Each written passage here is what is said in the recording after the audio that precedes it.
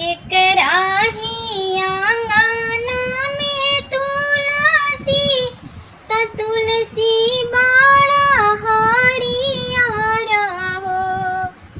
के कराही आंगना में तुलसी त तुलसी बाड़ा हरियारा हो। ए सखिया के जे सरजू नहाला के जलड़ा रेला हो। ए सखिया के जे सरजू नहाला के जलड़ा रेला हो। के कराही आंगना में तुलसी त तुलसी बाड़ा हरियारा हो। ए सखिया के जे सरजू नहाला के जल ढारेला हो। ए सखिया के जे सरजू नहाला के रे जल ढारेला हो। राम की आंगना में तुलसी ता तुलसी बाड़ा हरियारा हो। राम की आंगना में तुलसी ता तुलसी बाड़ा हरियारा हो। ये सखिया सीता उठी सरजू नहाली त जलावा चढ़ावेली हो। ये सखिया सीता उठी सरजू नहाली त जलावा चढ़ावली हो। के कराही आंगना में सुंदर सुंदर फूलावा फूला लानू हो। के कराही आंगना में सुंदर सुंदर फूलावा फूला लानू हो।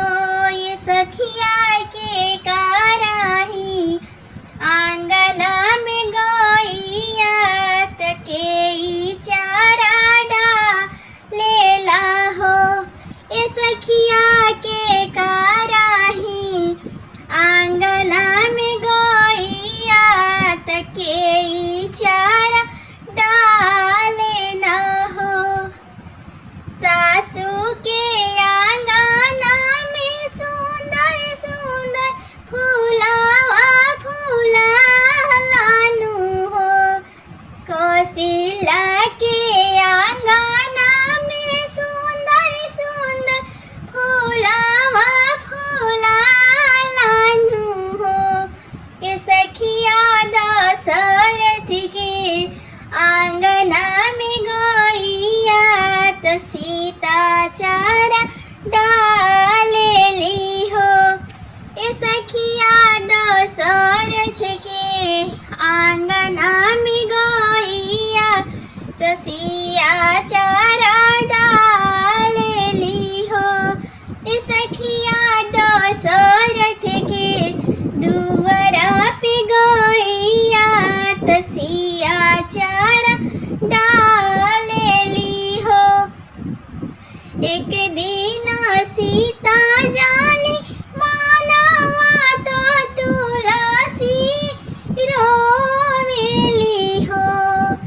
एक दिन सिया जाली मानवा तो तुलसी रोवेली हो।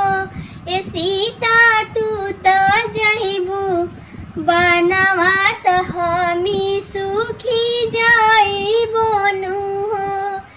ए सीता तू तो चली जाइबू बनवा त हमी सुखी जाइबो न हो।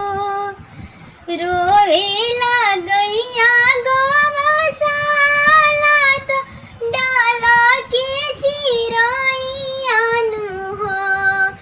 रोवेला गैया गावे साला तो डाल के चिरैयानु हो ए सीता तू तो चली जाइबू बनावा तके चारा डालिनु हो ए सीता तू तो चली जाइबू बनावा तके चारा डालिनु हो के कराही आंगना में तुलसी दा तुलसी बड़ा हरियर हो के कराही आंगना में तुलसी दा तुलसी बड़ा हरियर हो ये सखिया के जे